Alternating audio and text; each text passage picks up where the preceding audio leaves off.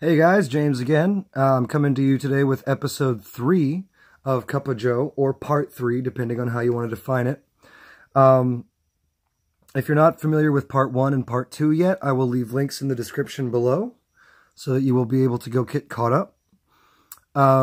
If you're not caught up yet, then spoiler alert, we're about to do part 3. So get caught up.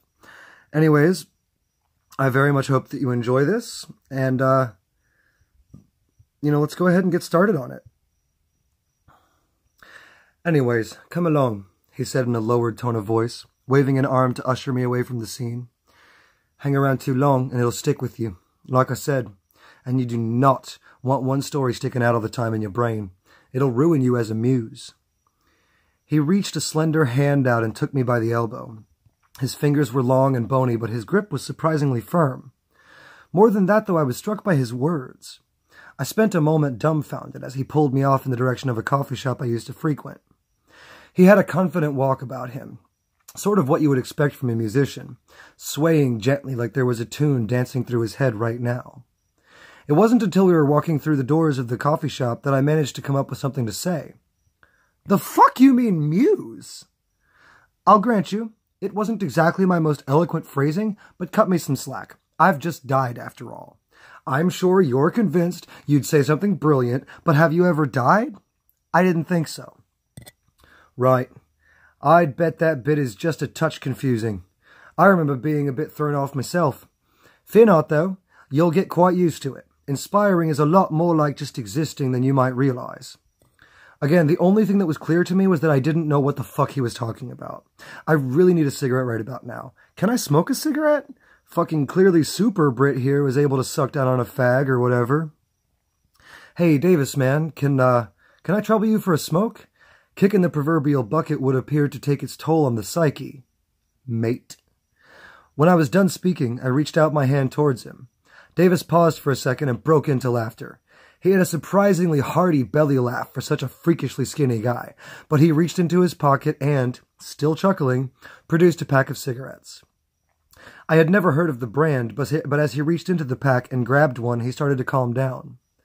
Once he had one between his spider-like fingers, he looked up and asked me a question that would change the course of my death forever. "So did you die with a pack on you?" Holy shit. I looked frantically through my own pockets and then back over to my body. There, in the middle of a now massive crowd, being hopelessly prodded by some EMTs. There were my smokes. About 5 feet from my body on the ground. What if I didn't? I asked, as it began to dawn on me that while he seemed to have the eternal smokes, I was doomed to drop mine, like a fucking... fuck, I don't know. I just want some goddamn nicotine. I reached out and grabbed the cigarette that Davis was holding on to as he started to chuckle again and reach into his pocket for a lighter. I had a lighter. Fucking ironic. Nah, I got that one covered. Much appreciated. Pretty fucking ironic, isn't it? Now you're doomed to forever bum a smoke when you stumble across another muse. Davis mused, but I was pretty sure I had already pointed that out. Yeah, I was thinking that myself just about now.